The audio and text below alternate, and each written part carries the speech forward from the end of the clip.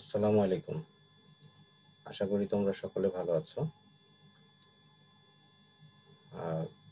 আজকে আমি নতুন একটা লেকচার ভিডিও করছি, রেকর্ডিং দিব তোমাদের। আমি স্ক্রিন শেয়ার করছি তার আগে।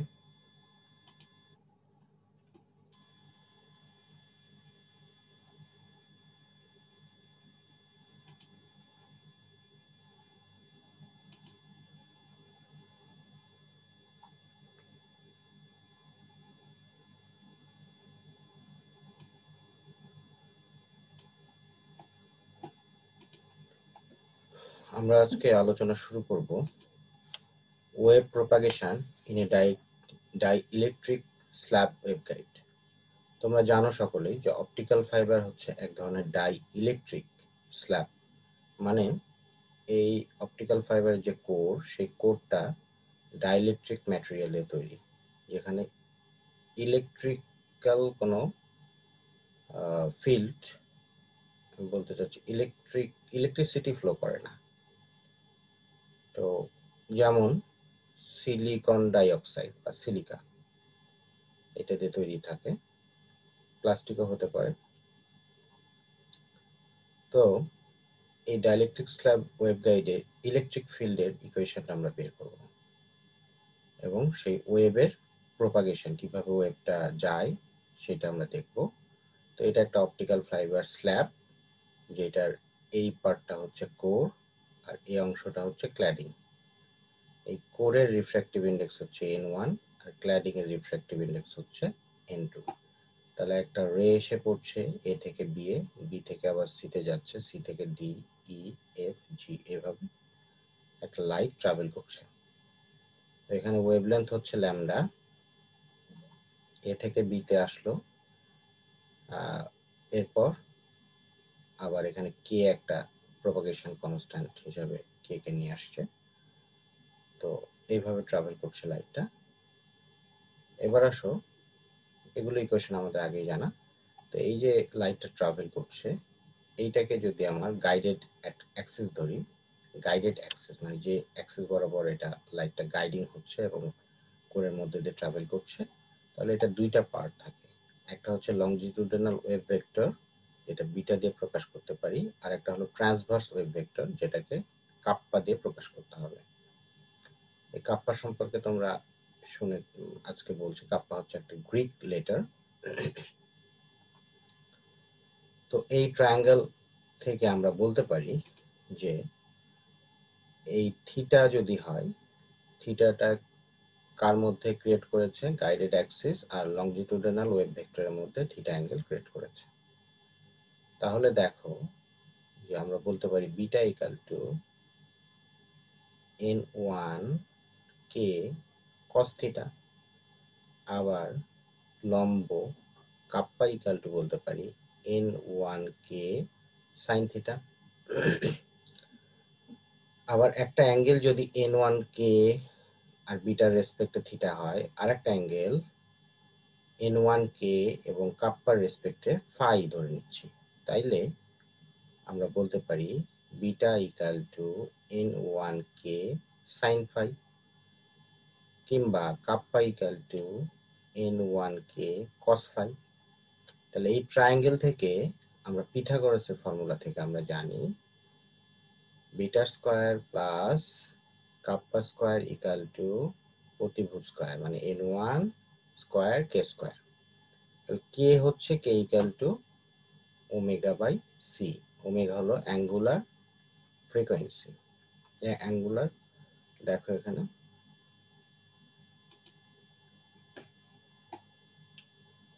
ওমেগা ইকাল টু আমরা পাইছি হচ্ছে কেসি। ওকে, omega equal to angular frequency of the field. তাহলে এখান থেকে আমরা কি বলতে পারি? কে equal to omega by C, সে মানটাই এখানে বসানো হলো, কে equal to omega by c. Okay, তাহলে এখন একটা জিনিস দেখো, গাইডেড অ্যাক্সিসটা এইভাবে যাচ্ছে, নিচের দিকে নামছে, আবার উঠছে, আবার নামছে, এইভাবে কোরের মধ্যে দিয়ে ট্রাভেল করছে। তাহলে এটা দুইটা পার্ট আছে, একটা বিটা আর একটা হচ্ছে কাপ্পা। তাহলে বিটাটা সবসময় একই ডিরেকশনের দিকে থাকছে, মানে সামনের দিকে, টুয়ার্ডস দ্য ফরওয়ার্ড ডিরেকশন, সামনের দিকে যাচ্ছে। কিন্তু কাপ্পাটা একবার উপরের দিকে নামছে, উঠছে, আবার নিচের দিকে নামছে। তাহলে উপরেরটাকে যদি আমরা আপওয়ার্ড বলি, নিচেরটা আসবে হচ্ছে ডাউনওয়ার্ড। ওকে, তাহলে transverse wave vector for upward, kappa উপরের দিকে উঠছে, আবার transverse wave vector for downward, আর বিটাটা travelling towards the forward direction.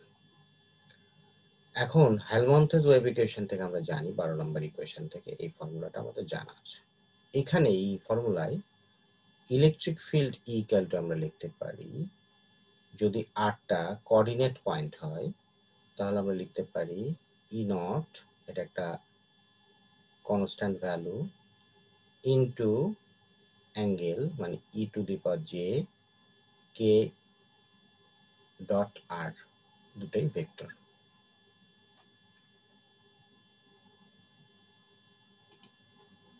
এখন এইটাকে যদি আমি টাইম ডোমেনে নিই, ফ্রিকোয়েন্সির ডোমেনে ছিল, এখানে টাইম ডোমেন নিলাম, তাহলে e to the power minus j omega t দিয়ে মাল্টিপ্লাই করতে হবে। তাহলে এইটা সূচকের নিয়মে এরকম পার্ট চলে আসবে।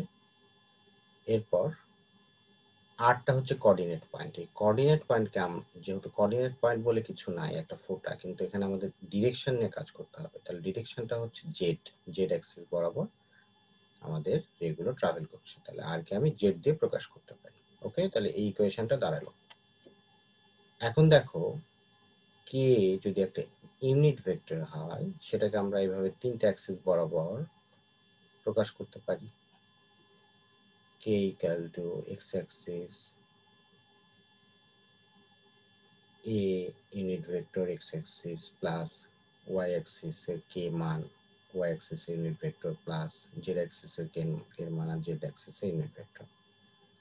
তাহলে টু দ্য জেড ডিরেকশন আমরা জানি যে coordinate point equal to z ডিরেকশনের ইউনিট ভেক্টর, জেড ডিরেকশন তার ডাইভারজেন্স অফ ইউনিট ভেক্টর। তাহলে কে ডাইভারজেন্স আর coordinate point equal to k, আর এইটা হয়ে যাবে তখন জেড। ওকে, তাহলে প্রপাগেশন কনস্ট্যান্ট, জেড হচ্ছে প্রপাগেশন ডিরেকশন, যেই বরাবর লাইটটা ফ্লো করবে, প্রপাগেশন ডিরেকশন। ওকে, এখন আসো যে upward transverse wave vector k, এটাকে বলা যায় কে ইউ। কে ইউ হবে kappa a unit vector plus beta z unit vector. Kappa আর বিটা নিয়েই তো আমাদের এন ওয়ান কে, মানে এন ওয়ান কে ইউটা আসে। আবার একইভাবে ডাউনওয়ার্ডের দিকে আমাদের কাপ্পাটা মাইনাস হয়ে যাবে, সেটা লিখতে পারি। ওকে, তাহলে এই যে এখানে ইউটা আসছে, এটাকে যদি আবার ডিরেকশনের রেসপেক্টে লিখি, আর এর রেসপেক্টে ডাইভারজেন্স করি, তাহলে কে এক্স প্লাস বিটা জেড চলে আসবে। কেমনে আসলো? এইখান থেকে আসছে, দেখো। ওকে, এটা এক্স হয়ে যাচ্ছে, এক্স ডিরেকশন বিটা, আর এটা জেড ইউনিট ভেক্টর মানে জেড ডিরেকশন, জেড হয়ে যাবে। এটাও তেমনি মাইনাস কে এক্স প্লাস বিটা জেড হয়ে গেল। ঠিক আছে, ফিল্ড অসিলেট করতেছে এক্স বরাবর আর জেড বরাবর প্রপাগেশন ডিরেকশন। তাহলে এন ওয়ান কেটা একবার উপরের দিকে নামছে, একবার উপরের দিকে উঠছে, একবার নিচের দিকে নামছে। তাইলে দেখো electric field towards the upward direction কি হবে, আগের যে ফর্মুলাটা আমরা লিখে আসছি এখানে, সেই ফর্মুলাটা লিখতে হবে, শুধু কে জায়গায় কে ইউ লিখতে হবে। ওকে, তাহলে কে এর জায়গায় কে ইউ লিখলাম। এখন এই মানটা পরের পেজে যেটা বললাম সেখান থেকে এই মানটা বসায় দিলাম, তাহলে আমাদের এরকম একটা ইকুয়েশন দাঁড়ায় গেল। ওকে, এবার ডাউনওয়ার্ড ডিরেকশনে কি হবে, কে ইউটা কেডি, কে ইউ না হয় কেডি, কেডি আর, তাহলে এটাও কোথায় আগের পেজ থেকে এখান থেকে লিখেছি, কেটা কেডি হয়ে যাচ্ছে। ওকে, তাহলে এই ইকুয়েশনটা কেডি ডাইভারজেন্স অফ আর করলে এইটা আসে। ওকে, তাহলে এই ইকুয়েশনটা আমরা পেয়ে গেলাম। এখন টোটাল ফিল্ডটা আসলে কি হয়? রেজাল্টেন্ট ফিল্ডটা হচ্ছে আপওয়ার্ড ডিরেকশন ইলেকট্রিক ফিল্ডের সাথে ডাউনওয়ার্ড ডিরেকশনে ইলেকট্রিক ফিল্ডটা যোগ করতে হয়। তাহলে এই যোগ যদি আমরা করি তাহলে কি পাচ্ছি দেখো, আপওয়ার্ড ডিরেকশনে ইলেকট্রিক ফিল্ডটা বসাই দিলাম প্লাস ডাউনওয়ার্ড ডিরেকশনে ইলেকট্রিক ফিল্ড বসাই দিলাম। তাহলে এই দুইটা যোগ করলে সূচকের নিয়মে ই টু দি পাওয়ারটাকে কমন নিয়ে নিলাম, তাহলে এরকম আসলো। এখন জানি আমরা cos theta equal to e to the power j theta plus e to the power minus j theta divide by 2। তাহলে এখান থেকে আমি লিখতে পারি e to the power j theta plus e to the power minus j theta equal to 2 cos theta. তাহলে এখান থেকে বলা যায় যে এইটা ইকুয়াল টু 2 cos অফ এই অ্যাঙ্গেল, তবে 2 cos কাপ্পা এক্স। ওকে, এবার এই 2টাকে সামনে আনলাম, e naught cos kappa x e to the power j beta j লিখলাম। এখন এই যে ইকুয়েশনটা পাইলাম এইটাকে আবার এই ফর্মুলায় ভেঙে দিলাম, e to the power j theta equal to cos theta plus j sin theta. তাহলে ইকুয়েশনে ভাঙলে এটা পাওয়া গেল। ওকে, কোনটাকে ভাঙলাম? এই যে আগের পেজের এই পার্টটাকে ভাঙলাম, এই পার্টটাকে e to the power j beta z. তাহলে কি হবে? cos beta z plus j sin beta Z.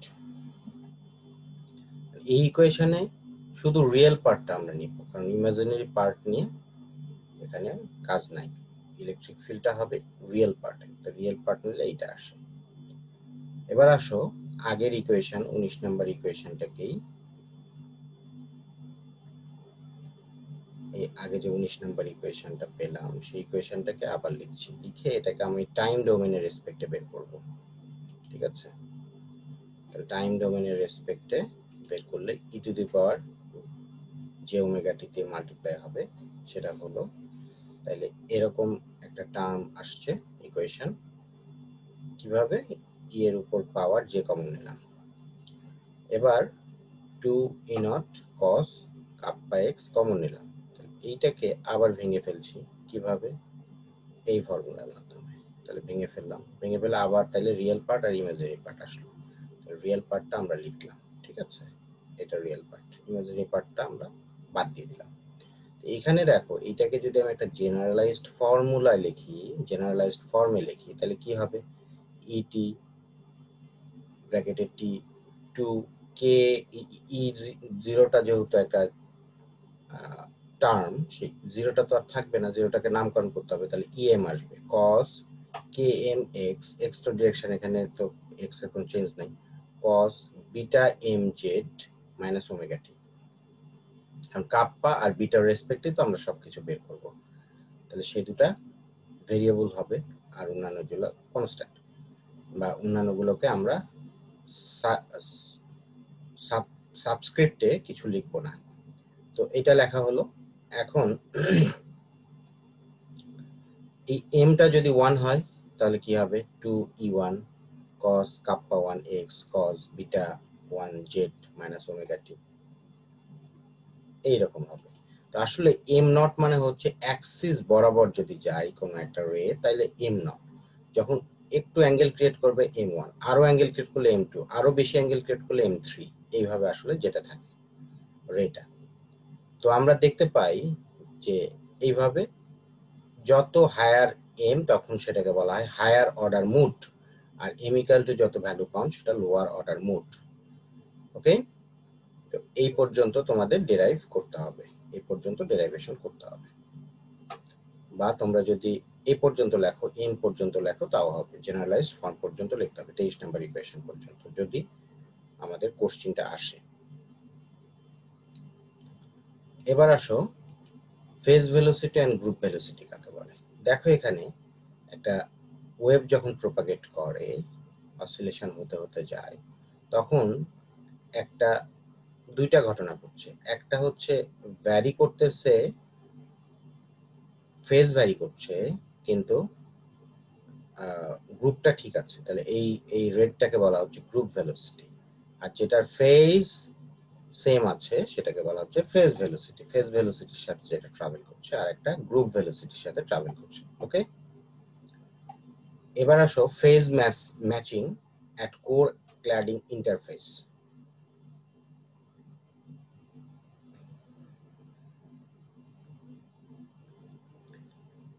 মানে কোর এবং ক্ল্যাডিং ইন্টারফেসে আমরা দেখব যে কি ঘটে, ইলেকট্রিক ফিল্ডের কি অবস্থাটা ঘটে।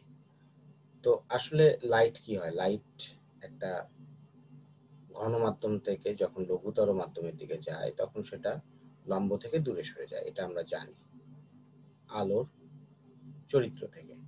তাহলে এটাকে যদি আমরা ট্রায়াঙ্গেল দিয়ে বিভিন্নকে রিপ্রেজেন্ট করি, ই এফ ও N1 কে এটা হবে, এটা কাপ্পা 1, এইটা হচ্ছে বিটা 1। কাপ্পা আর বিটা কি তোমরা অলরেডি জেনে গেছো, এখানে বিটা 2, কাপ্পা 2, N2 কে, মানে এটা ট্রাভেলিং ওয়েভ, মানে রিফ্র্যাক্টেড ওয়েভ 0 এ বরাবর গেছে।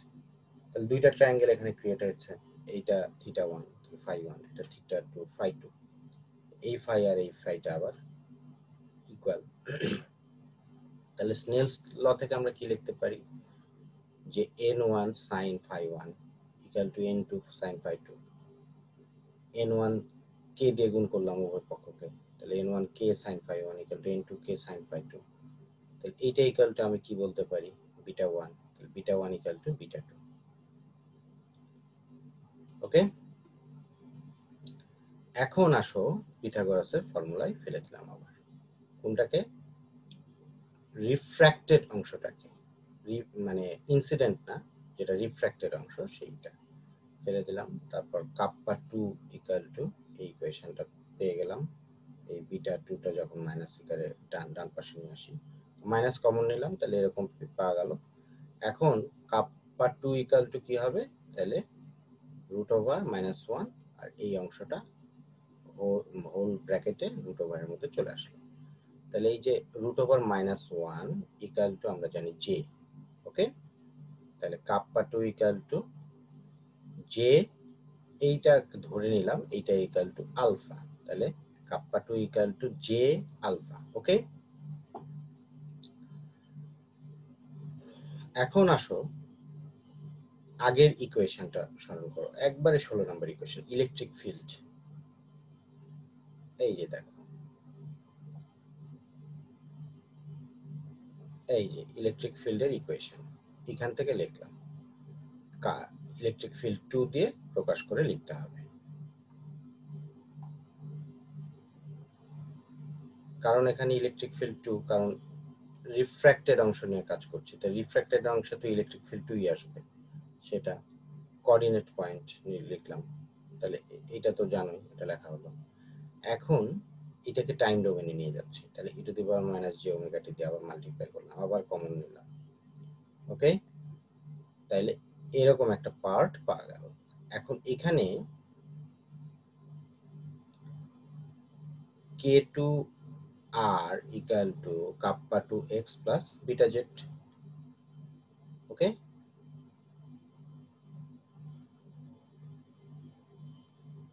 সেই মানটা আমরা এখানে লিখে ফেলছি, k2 r। এটা কোথায় থেকে পাইছি, এই আগের এইখান থেকে পেলাম, এইখান থেকে।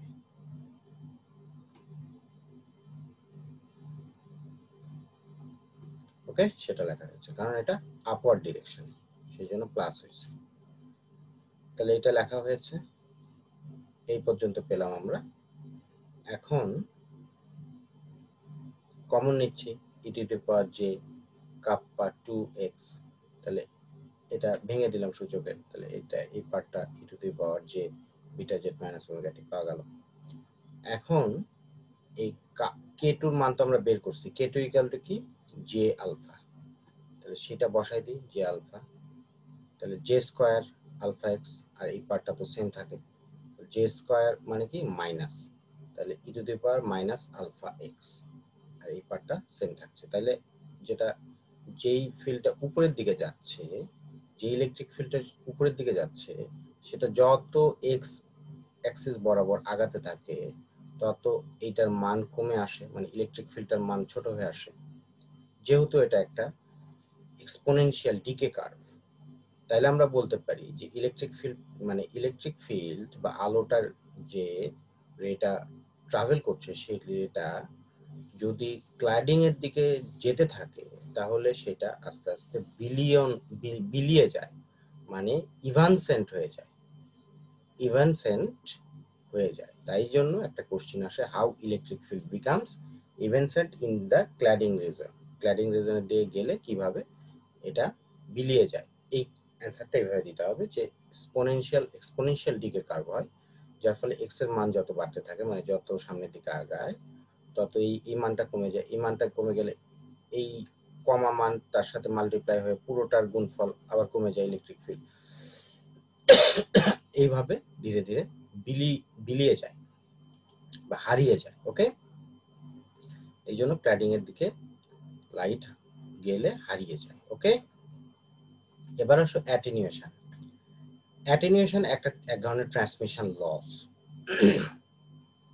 এটাকে আমাদের লগারিদমিক ইউনিটে বের করতে হয়, যেটার ইউনিট হলো ডেসিবেল। এটা ইনপুট পাওয়ার এবং আউটপুট পাওয়ারের রেশিও থেকে বের করা যায়। যদি লেন্থের উপর একটা ইফেক্ট আছে যে পার ইউনিট লেন্থে, মানে ইউনিট লেন্থে গুণ করতে হয় লেন্থ দিয়ে, আলফা ডিবি, মানে এটাকে অ্যাটেনিউয়েশন প্রকাশ করা হয়। Attenuation into length equal to 10 log 10 base input power divide by output power of an optical fibre. Okay, তাহলে আসো আমরা একটা ম্যাথ দেখি। when the mean optical power launched into an 8 kilometer length of fiber is 120 microwatt, তার মানে এখানে বলে দিয়েছে input power equal to 120 microwatt. The mean optical power at the fiber output is 3 microwatt, মানে পাওয়ার আউটপুট হচ্ছে 3 microwatt. Determine, বের করো, the overall signal attenuation or loss in decibels. তার মানে আলফা ডিবি বের করতে বলছে। through the fiber assuming there is no connectors or splices, তার মানে আলফা ডিবি বের করো ধরে নাও কোনো কানেক্টর বা স্প্লাইসেস নাই।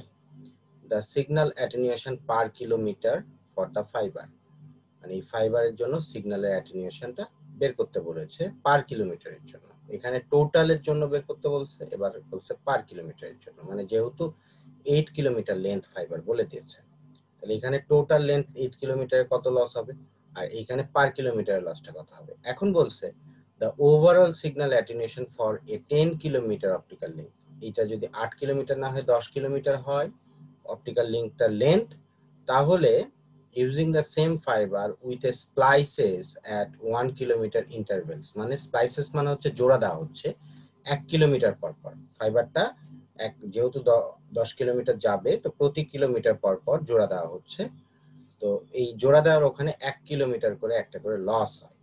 তাহলে টোটাল প্রতিটা স্প্লাইসের ক্ষেত্রে আবার each giving an attenuation of 1 decibel প্রত্যেকটা স্প্লাইসের ক্ষেত্রে লস হচ্ছে। তাহলে এখন ম্যাথটা আমরা করি আসলে।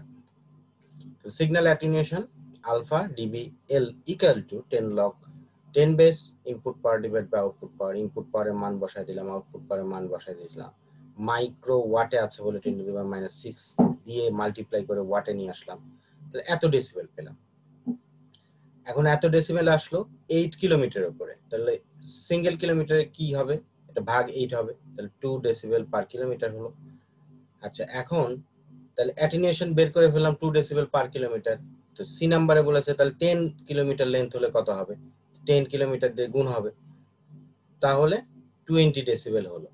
এখন প্রথম থেকে যদি 1 কিলোমিটার পর পর একটা স্প্লাইস অ্যাড করা হয় স্প্লাইসার, তাহলে লাস্টেরটা গিয়ে তো আর আমরা অ্যাড করবো না, কারণ ওটা এন্ডিং পয়েন্ট। যেমন আমরা আগে অঙ্ক করেছি, বিড়াল বাঁশের উপর ওঠার সময় 3 ফিট উঠে 2 ফিট পিছলায় পড়ে যায়, আবার 3 ফিট উঠে আবার 2 ফিট পিছলায় পড়ে যায়, কিন্তু বিড়ালটা লাস্টে বাঁশে উঠা পর তো আর পিছলাবে না।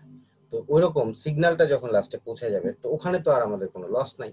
তাহলে আমাদের in between the sending end and receiving end there will be only 9 splicers are used. So total loss for 9 splicer will be 9 decibel. The overall signal attenuation for the link is, তাহলে কি হবে, signal attenuation এখানে 20 পেলাম আর এখানে 9 পেলাম, 20 plus 9 equal to 29 decibel. ওকে,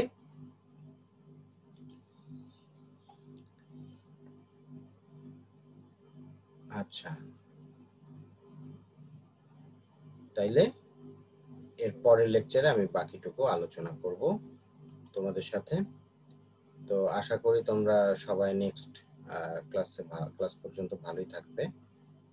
আর আমরা তো একটা জুম ক্লাস কল করছি, সেই ক্লাসে আমরা বলবো যে কারো কোনো যদি সমস্যা থাকে তো সেটা সেখানে আলোচনা করা হবে। তো সে পর্যন্ত সবাই ভালো থাকো, তোমাদের সুস্বাস্থ্য এবং দীর্ঘ জীবন কামনা করছি। আসসালামু আলাইকুম।